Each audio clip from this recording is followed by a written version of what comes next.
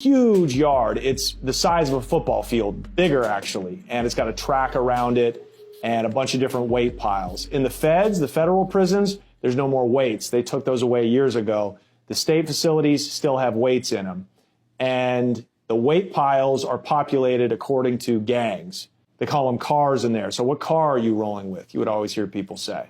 And I'm walking around and I'm a little nervous, but I've got some separation between me and everybody else, and I can see what's coming at me and I can see who's coming up behind me. The gangs in prison in the United States are segregated according to ethnicity and skin color. And a lot of it depends on what state you're in. Obviously in California, you have a very strict prison politic, gang banging culture.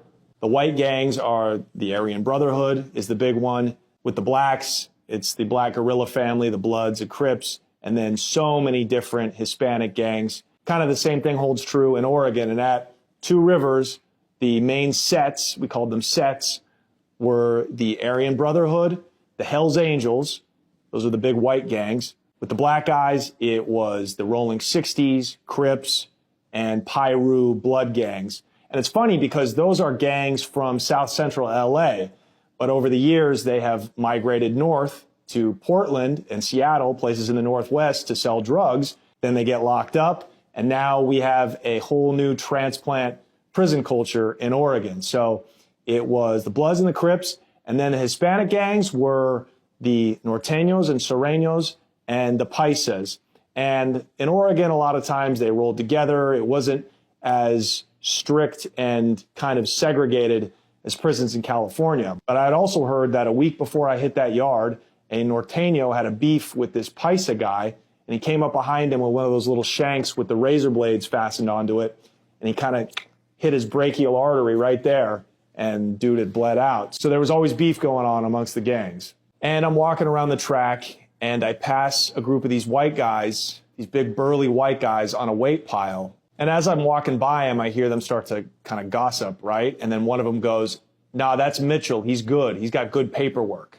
Paperwork. You always hear about paperwork. In prison, there's two types of paperwork. There's good paperwork and there's bad paperwork.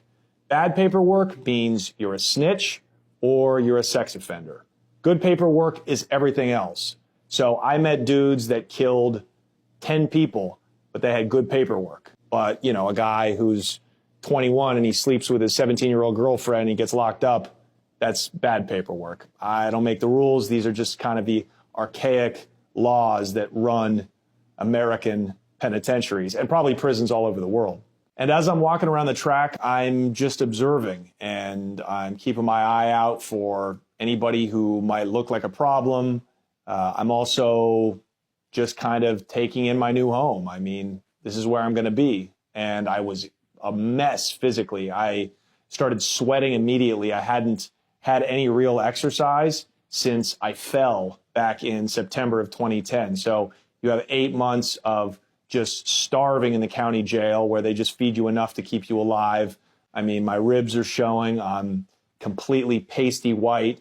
I'm down bad at this point, you know. And then I pass a group of white guys on a weight pile. And as I'm walking by them, one of them comes up to me and he's this big, bald head, white rhino dude. He's got a swastika on his neck. And I'm like, oh, this ought to be fun. And he goes, "Mitchell, you got good paperwork." He knew who I was already. Think about that.